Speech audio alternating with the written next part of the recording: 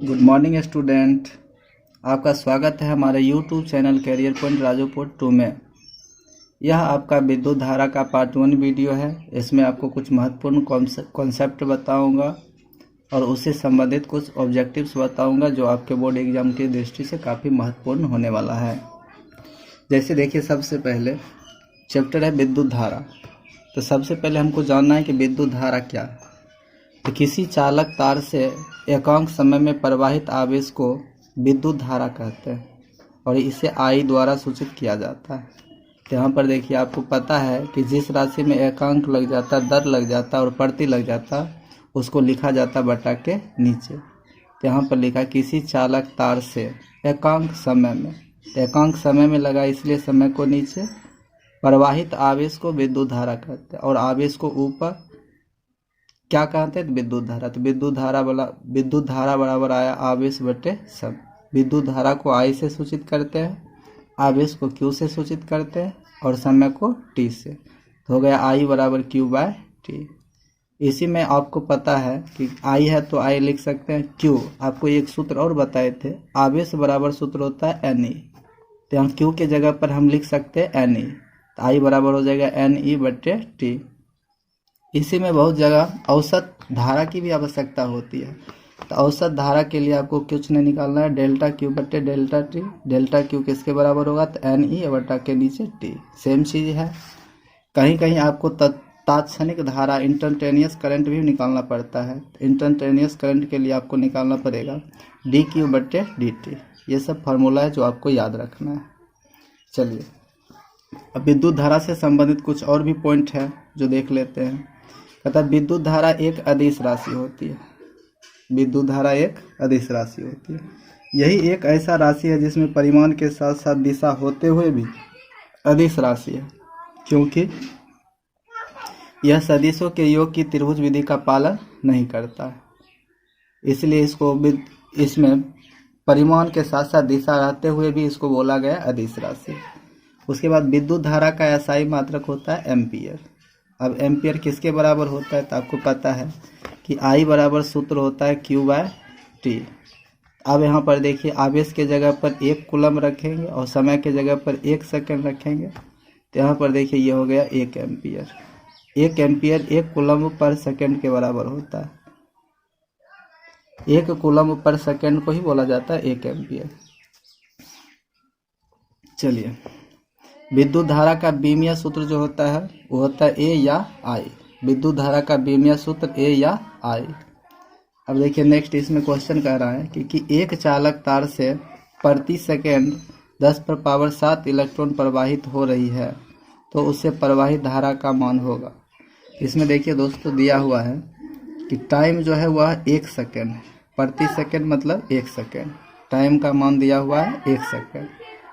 और इसमें देखिए 10⁻7 इलेक्ट्रॉन प्रवाहित हो रही है, मतलब इलेक्ट्रॉनों की संख्या ये दिया हुआ कितना, 10⁻7। अब इससे प्रवाहित धारा का मान अर्थात आई का मान इसमें पूछा जा रहा है। लेकिन आपको पता है कि ई बराबर होता है 1.6 गुना 10⁻−19 कूलम। और चूंकि आपको पता है कि आई बराबर सूत्र हो जाता है क्यू बटे टी, इसलिए क्यू के जगह पर हम लिखते हैं एन ई बटे टी।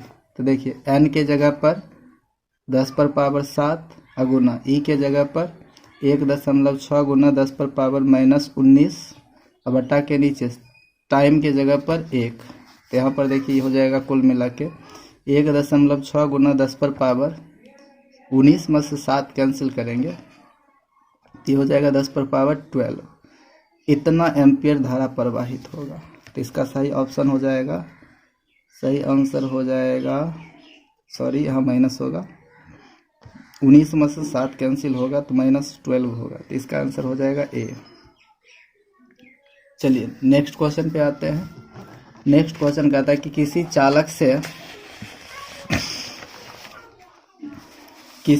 से 8 गुना 10⁻−4 एम्पियर की धारा प्रवाहित हो रही है।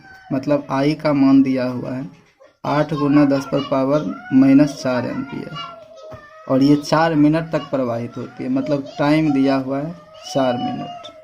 अब इसको देखिए अगर सेकंड में चेंज करेंगे तो हो जाएगा 4 गुना 60 इतना सेकंड, ये हो जाएगा 240 सेकंड।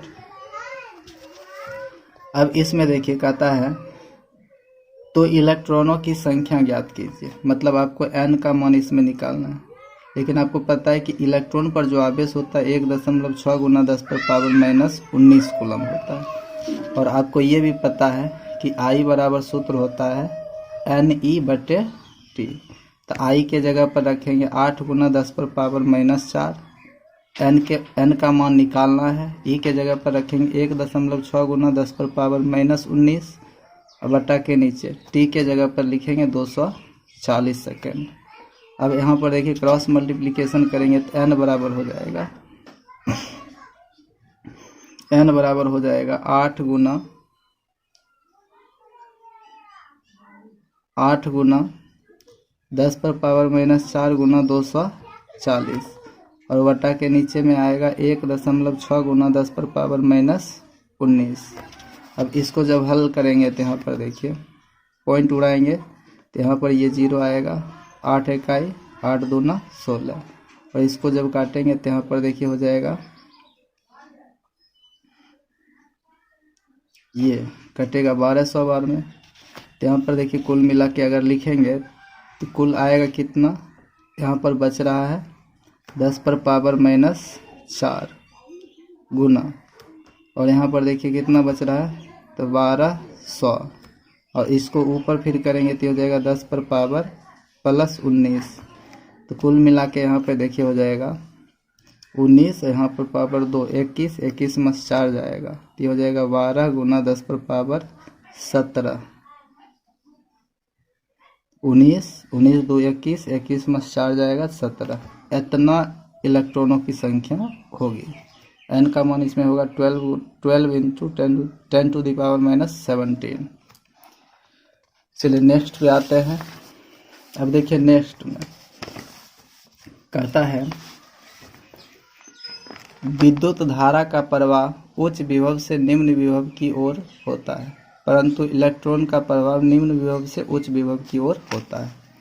जैसे मान लेते हैं यहाँ पर ये कोई चालक है जिस पे धन आवेश है और दूसरा चालक यहाँ पर ये मान लेते हैं इस पे ऋण आवेश है। जब दोनों चालक को एक तार से जोड़ देंगे, चालक को एक तार से जोड़ देंगे, धारा का प्रवाह जो होगा I ये प्लस वाला से होगा माइनस वाला तरफ। लेकिन इससे जो इलेक्ट्रॉन का प्रवाह होगा, वह इलेक्ट्रॉन जो प्रवाहित होगा वह माइनस वाले से प्लस वाले की ओर होगा। धारा का प्रवाह उच्च विभव से निम्न विभव की ओर होता है, परंतु इलेक्ट्रॉन का प्रवाह निम्न विभव वाले क्षेत्र से उच्च विभव वाले क्षेत्र की ओर होता है। अब यहाँ पर देखिए कह रहा है कि किसी चालक तार के एक, अगला पॉइंट है धारा घनत्व करंट डेंसिटी। कहता कि किसी चालक तार के एकांक अनुप्रस्थ काट के क्षेत्रफल से प्रवाहित धारा को धारा घनत्व कहते हैं और इसे J से सूचित किया जाता है। तो देखिए किसी चालक तार के एकांक अनुप्रस्थ काट के क्षेत्रफल से, तो क्षेत्रफल में एकांक लगा इसलिए इसको लिखेंगे बटा के नीचे प्रवाहित धारा ऊपर लिखाएगा को क्या कहते हैं तो धारा घनत्व। धारा घनत्व का सूत्र हो गया धारा घनत्व बराबर धारा बटे क्षेत्रफल। धारा घनत्व को सूचित करते हैं J से, J बराबर हो जाएगा I बटे A, J बराबर हो जाएगा I बटे A।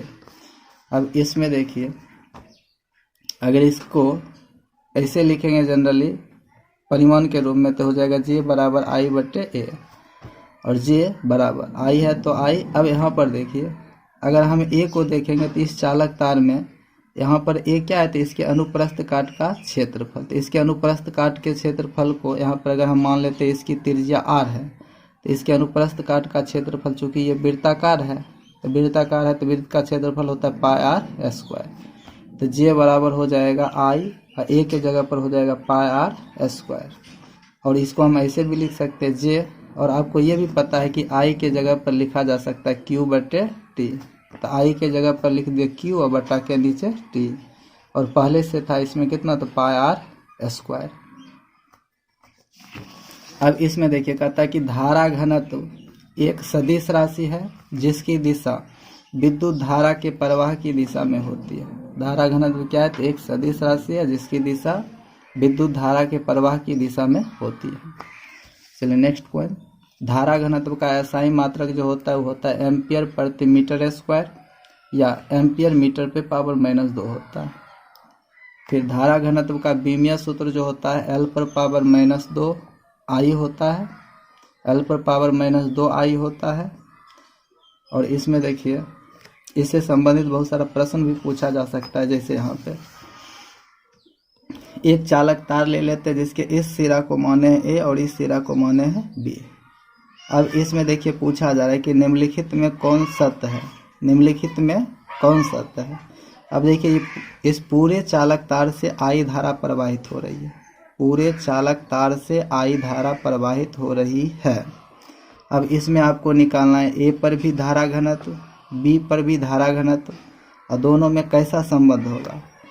क्या A पर वाला धारा घनत्व और B पर वाला धारा घनत्व दोनों बराबर होगा, या A पर वाला अधिक होगा B पर वाला कम होगा, या A पर वाला कम होगा या B पर वाला अधिक होगा, ऐसा आपको बताना है।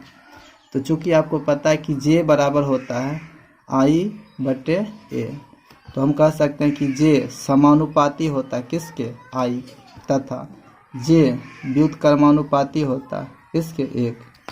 अगर हम क्षेत्रफल को देखेंगे,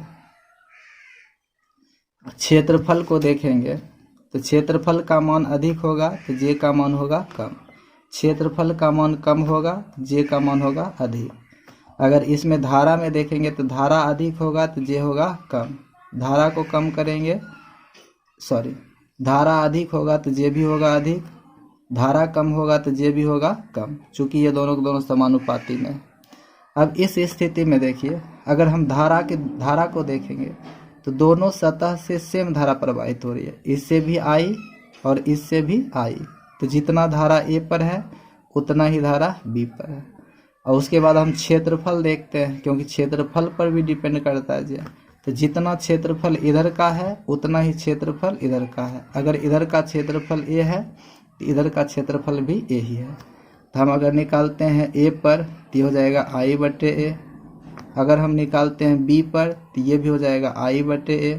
तो हम कह सकते हैं कि दोनों बिंदु पर, दोनों छोर पर धारा घनत्व का मान क्या है? बराबर है। तो इसका सही आंसर हो जाएगा JA बराबर JB, जो कि ये है।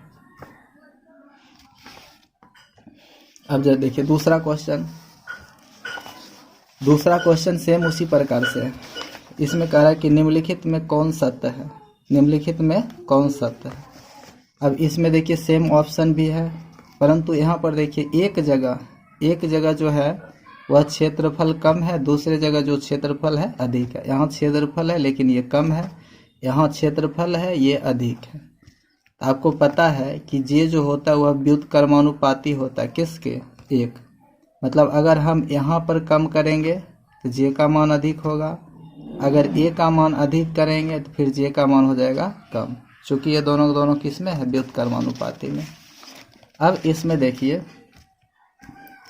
इस छोर के लिए निकालते हैं, अगर JA पर निकालते हैं तो JA पर यहाँ पर क्षेत्रफल कम है तो इसलिए ये हो जाएगा अधिक। और उसके बाद B पर जब देखेंगे तो यहाँ पर क्षेत्रफल अधिक है, इसलिए यहाँ पर B पर इसका मान हो जाएगा कम।